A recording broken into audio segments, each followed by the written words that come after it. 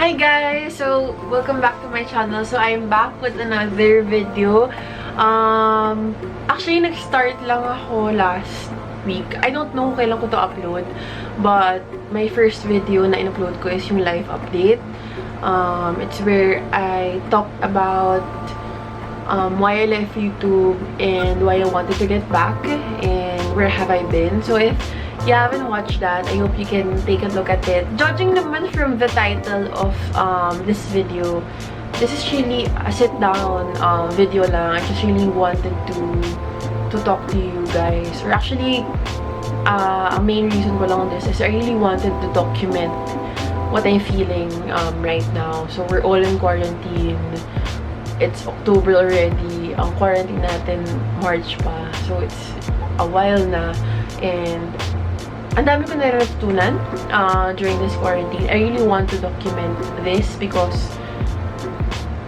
not naman memorable. This is something na this whole 2020 is something na we can never forget. This whole pandemic. So I really want to document how I felt during this time, and if ever I get to watch this again, malalaman ko na ito pala yun. Ito pala ako during this point in time. So, I believe naman na we'll get through all this. So, I just really want to express my thoughts now in video format. So, yun. I won't take long na sa intro. Parang haba ng intro ko.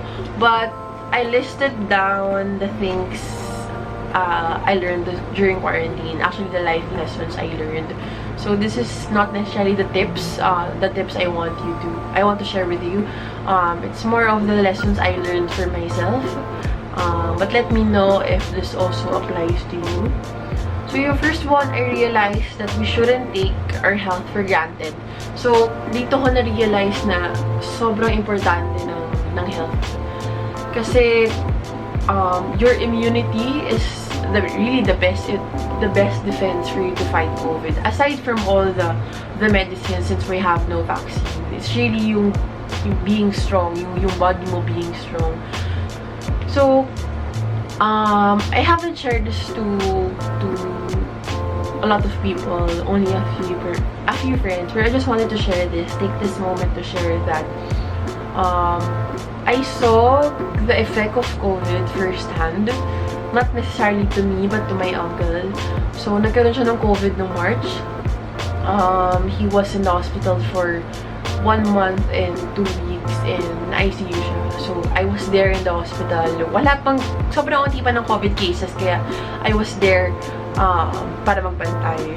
So, dun ko nakita na yung paghihirap ng COVID, especially with severe cases.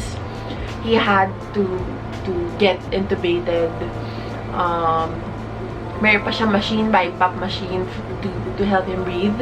And yung oxygen levels niya are really running low. Kasi COVID pala apparently hits your respiratory system. So, I saw rin his x-rays, all white na because he was diagnosed with severe pneumonia. So, ito talaga yung one of the effects of COVID. So, that time, parang we were all so down kasi nasa ICU na siya. It was the first time seeing my uncle na sorry, na-blackout ako. Sobrang hirap na hirap. But thankfully, with God's grace, he's now home, getting better. So, I won't go into detail, but I think yan yung pinaka-reason ko why I believe that we shouldn't take our health for granted. Especially during this time. So, if you want to know more about my uncle's story, maybe we can have another video for that and then I'll get to interview him. But for now, yun yung main reason ko why I realized this first life lesson. Number 2, I realized that you shouldn't underestimate your mental health. Grabe, no? Pati pala mental health mo maapektuhan talaga when you're in quarantine, when everything's parang not getting better. So, parang there are really days na feeling mo paulit-ulit na lang ay nakakalungkot. Minsan, parang hopeless na with everything that's going on. Kaya, the way you think, the way you feel really changes your mood, how you cope up with every day. So, yun lang. That's what I realized sarili ko na we shouldn't underestimate mental health. There are days that we really need a break. We really need something to keep our minds off this whole COVID thing. So, if you're experiencing this, if you're feeling sad about the whole situation, it's really best to you to talk to someone. Kasi it's really hard what we're all going through right now. Third would be you should learn to adjust to the current time. So this is really a learning for myself. Kasi right now, we're very limited with everything that's going on. Hindi tayo makalabas. Actually, hindi natin alam kung ano dapat gawin, but just keep living our lives at home, staying safe at home.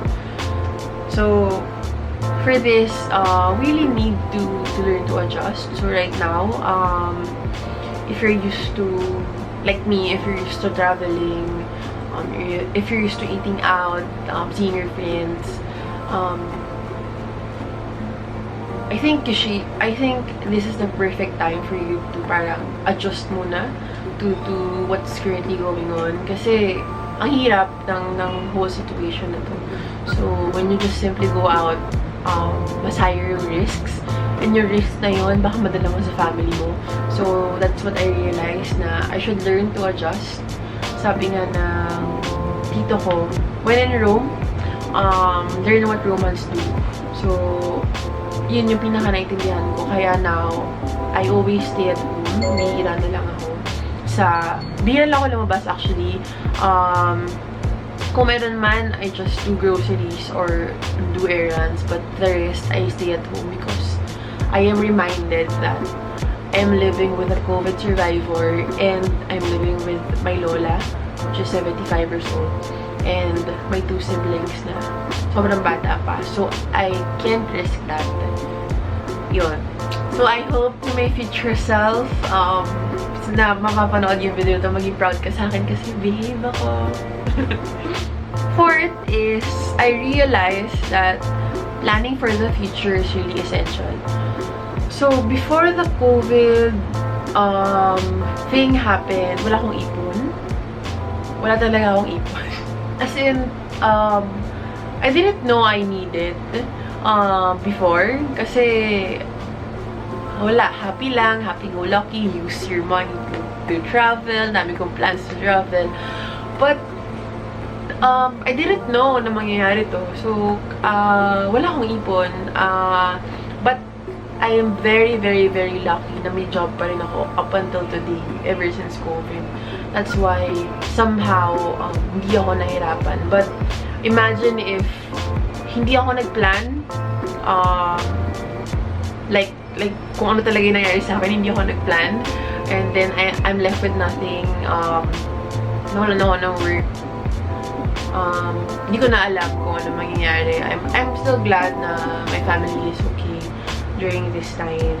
Pero I realized na planning for the future is really essential. You really have to save up for the rainy days. You have to save up for the next few months just in case na may mangyaring ganito ulit. So, the next one would be, I realized that you don't need to please anyone. Everyone is going through something. So, right now, hindi mo sila kailangan i-please. That's what I realized. I mean, we're all facing the same problem, lahat tayo, and then we have our different ways to really cope with the whole thing. So, remind yourself if ever you're experiencing something like this, like me, na it's okay not to please everyone, especially during this whole pandemic. Kasi we have to watch out for ourselves. We have to watch out for our family. And then that's the best thing we can do to really take care of each other. And then, last two, I learned that others are also struggling, maybe more than me. So, I realized this kasi iniisip ko, ang hirap na nangyayari ngayon, pero paano pa kaya yung iba? So, dapat at some point, kung na-feel ko man to, I should be thankful na kasama ko buong family ko, nakasurvive yung tito ko. Iniisip ko na lang na I'm lucky, and then alam ko na mas marami pang nahihirapan than me.